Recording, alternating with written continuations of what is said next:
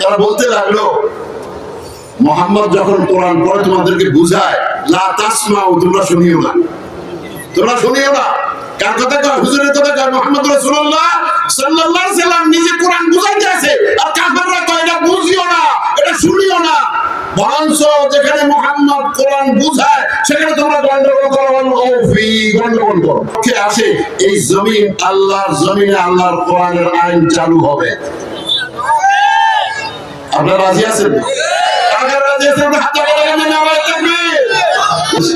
মাদ্রাসা হওয়া থেকে আপনারা বেজার? কারা কারা বেজার একটু হাত তুলেন দেখি। কারা কারা বেজার? এই যে মাদ্রাসা 200 কত 200 হাফেজ হয়েছে, আর না হাফেজ পাঁচজন হয়েছে, কম নয়, হাফেজ 65 জন হাফেজে কোরআন শরীফ পড়তেছে, হেফজ করতেছে। একজন এমন হাফেজ এখানে আছে আলিফ লাম থেকে শুরু করে নাস পর্যন্ত বিনা লোকমায় পড়তে পারে। আমাকে জানাইলেন হাউস, কথা বুঝছেন না? বিনা লোকমায় পড়তে পারে। আল্লাহর কালাম এই ছোট ছোট বাচ্চারা তাদের দিলের মধ্যে এই রাখার ব্যবস্থাটা কে করছে? এখানে তো আগে ছিল না ব্যবস্থা বলা। বহুত বলার পরে আবু ভাইকে আমি বলি, ভাই মাদ্রাসা করো, মাদ্রাসা করো, মাদ্রাসা করলে লাভ হবে। এই এলাকার মানুষগুলি ভালোভাবে থাকতে পারবে। কারণ তেলাওয়াত যখন হবে, ইবাদতের মধ্যে উত্তম ইবাদত হলো তেলাওয়াতে কালামে পাক। আফজালুল ইবাদাতি তিলাওয়াতুল কোরআন। ইবাদতের মধ্যে উত্তম ইবাদত হলো কোরআন শরীফ পড়া। এই বাচ্চারা পড়তেছে, আপনারা সওয়াব পাচ্ছেন, সুবহানাল্লাহ। আপনাদের কবরবাসীরা সওয়াব পাচ্ছে। এই আপনারা নিগারি সহ অত্র এলাকায় যত বাড়ি আছে এই সমস্ত বাড়ির মধ্যে গানরা সওয়াব পাচ্ছে, সুবহানাল্লাহ। তাদের আযাবগুলি মাফ হয়ে যাচ্ছে। আল্লাহ বলেছেন আপনি দিয়েছে। তাহলে আমাদের ছেলেদেরকে দিন শিক্ষা দেওয়ার চেষ্টা করবেন। এলেম দুই প্রকার, জ্ঞান দুই প্রকার। এক প্রকার হলো মানুষ রচিত জ্ঞান, আরেকটা হলো আল্লাহ রচিত জ্ঞান। একটা হলো ওহীর জ্ঞান, আরেকটা হলো মানুষের জ্ঞান। এখন মানুষের জ্ঞানটা আমল করলে লাভ হবে, কোনো লাভ হইতো না।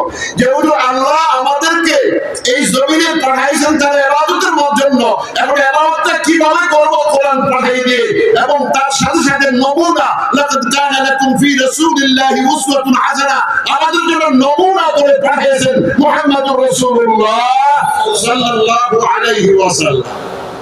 ভাইরা আমার, এজন্য আমাদেরকে রাসূলের অনুকরণ, অনুসৃত পথে আমাদেরকে চলতে হবে, তাহলে আমরা কামিয়াবি হব।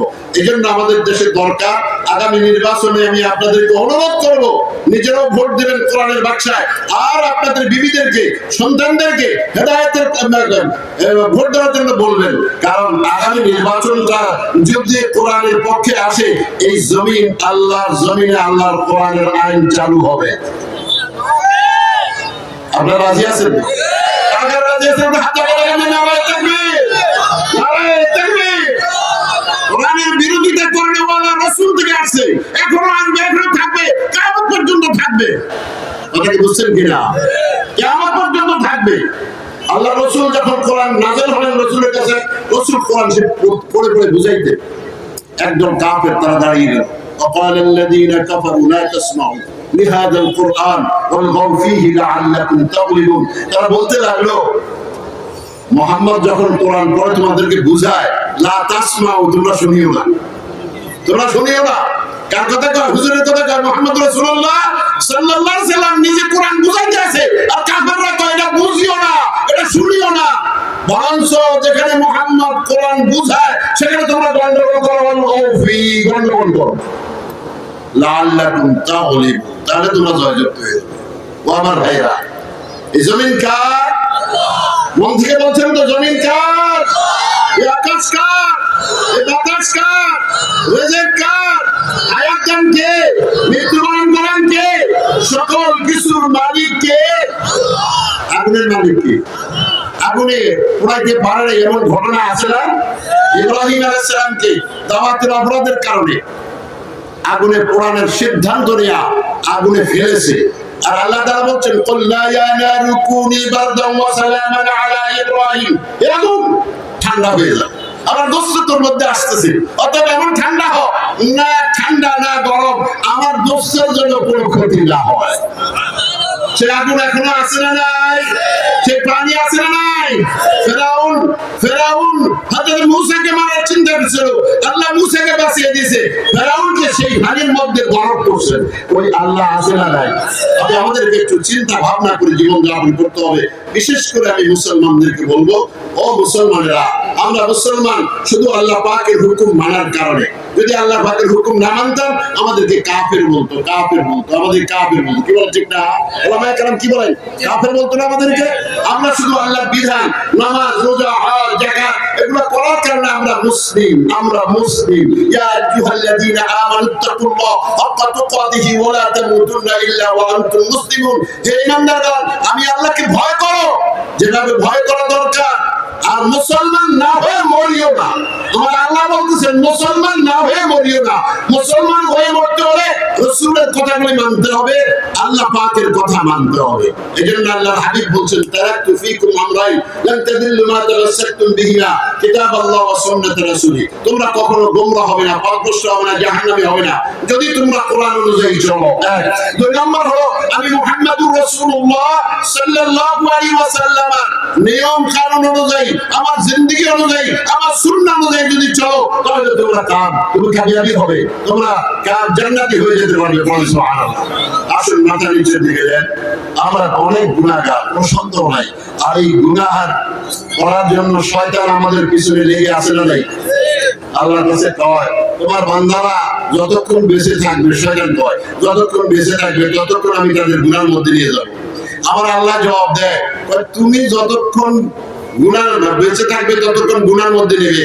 আমি আমার বান্দারা যতক্ষণ আমার কাছে গুনাহ মাফ চাইবে, আমি ততক্ষণ পর্যন্ত গুনাহ মাফ করতে থাকবো। সুবহানাল্লাহ। সে আল্লাহর কাছে আমরা এখন ফরিয়াদ করব, মনটাকে নরম করে। গুনাহের কোন শেষ নাই।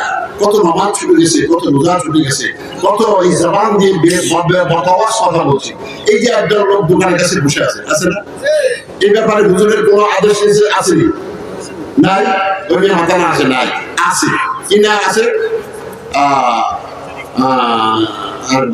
কি মানে দুনিয়ার মধ্যে সবচেয়ে খারাপ জায়গা হলো বাজার, বলেছেন মুহাম্মদুর রাসূলুল্লাহ। আর দুনিয়ার মধ্যে সবচেয়ে জায়গা, উত্তম জায়গা হলো মসজিদ, দিনের যেখানে ইশরাত হয়। বলেন না সুবহানাল্লাহ। আল-বাকাউ আসওয়াকুহা। দুনিয়ার মধ্যে সবচেয়ে খারাপ জায়গা হলো বাজার। দেখুন, বাজারের মধ্যে আড্ডা থাকে। আপনাদের যা আছে, নেসুদ্দ গুণ আছে না? কি বলেন, আছে না নাই? এরা বাজারে আড্ডা দেয়, এরা রাসূলকে ভালোবাসে না। এরা রাসূলকে ভালোবাসে না, ভালোবাসার কারণে ওরা ওখানে রয়েছে। এজন্য ভাইরা আমার, আমাদেরকে ভয় করতে হবে। ইত্তাকুল্লাহ। কাকে ভয় করতে হবে? কাকে ভয় করতে হবে? রাজি আছেন তো?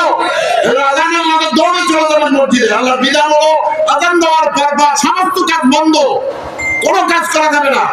ফাসআউ ইলা যিকরিল্লাহ, নামাজের জন্য দৌড়।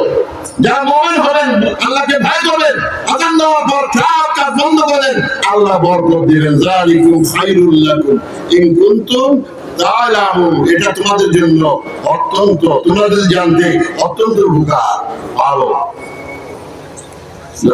আল্লাহুম্মা সাল্লি আলা সাইয়্যিদিনা ওয়া নাবিয়্যিনা وحبيبنا ومولانا محمد صلى الله عليه وعلى آله وأصحابه وبارك وسلم.